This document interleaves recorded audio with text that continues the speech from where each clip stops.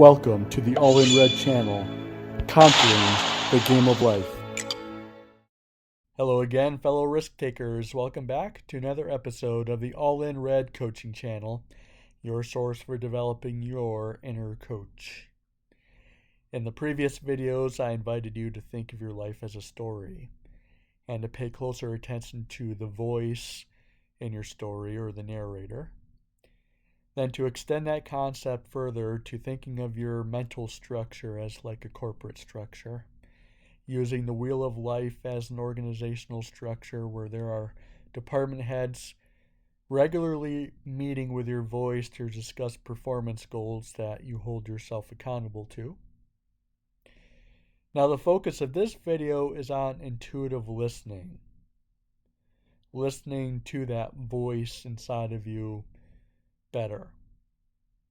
Intuitive listening means tuning inward to the meaning and significance behind everything you do to make sure that what you're doing is keeping you aligned to your voice's story.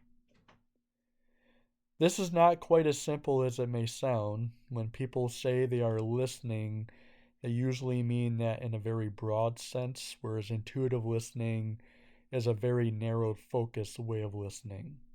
That's because you're listening out for certain things. So, in intuitive listening, you're listening in on certain indicators about yourself and from within you to help you focus on the underlying significance of the matter.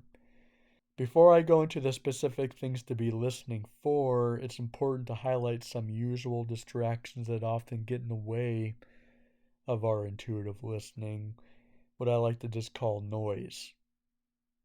That's in our thinking process that kind of scrambles our thought processes.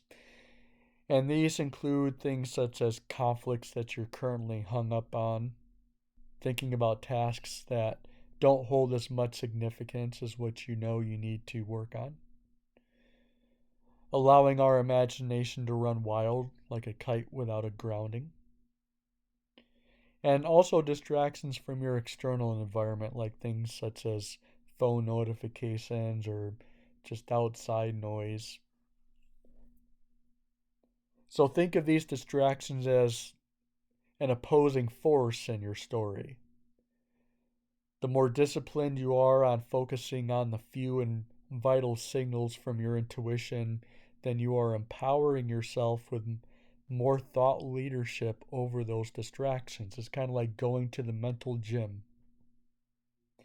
And over time, the more you get used to this practice, then over time you get better and better, and then you win. You win by channeling your energy towards actions that significantly matter to you because you're focusing on your intuition more.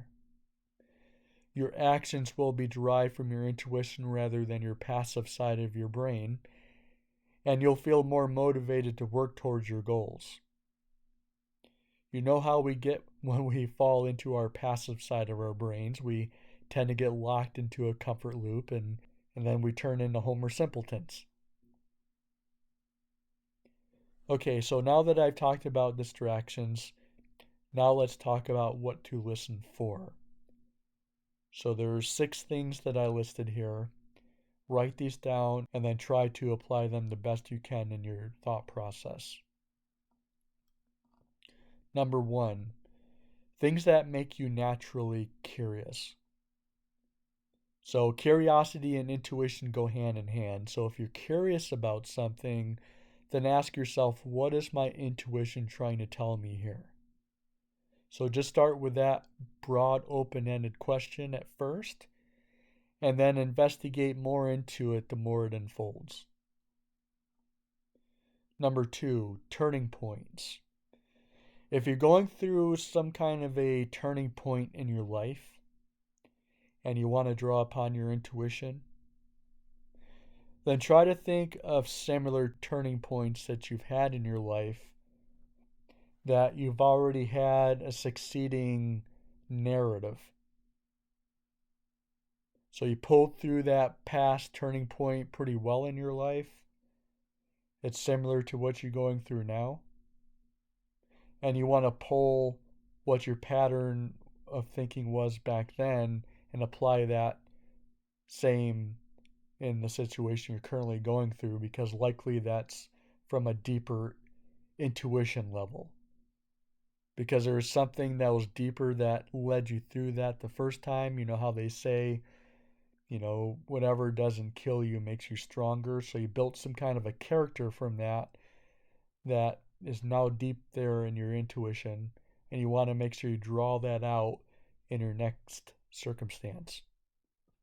So that's an example of turning points.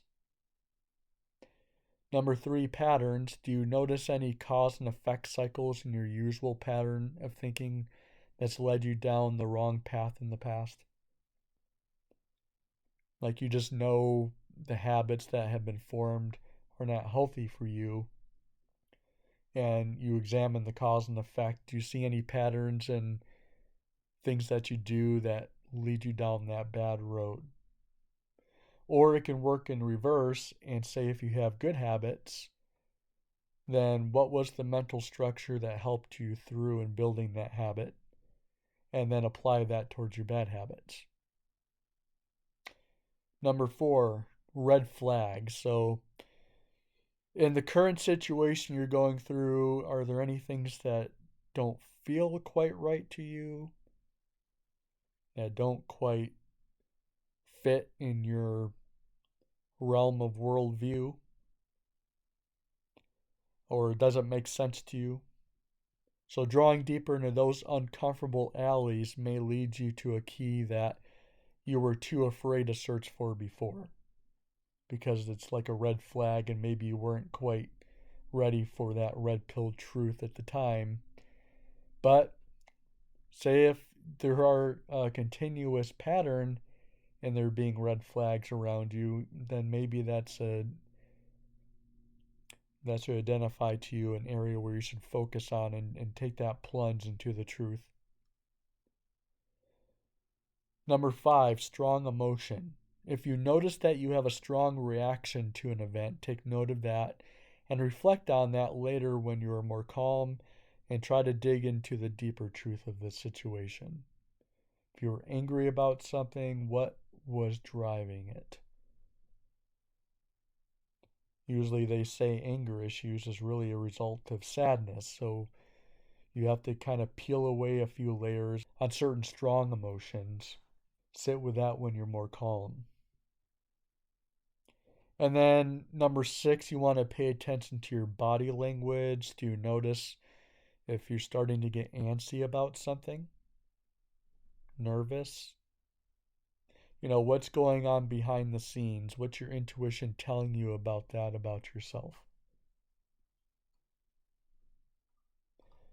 Okay, so those were 6 particular things to look out for when it comes to trying to listen for your intuition. Whatever your intuition is telling you is the most direct path of getting you to where you want to go in life.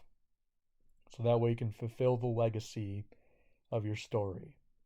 That's all I have for you for now, and until next time, keep your fire burning.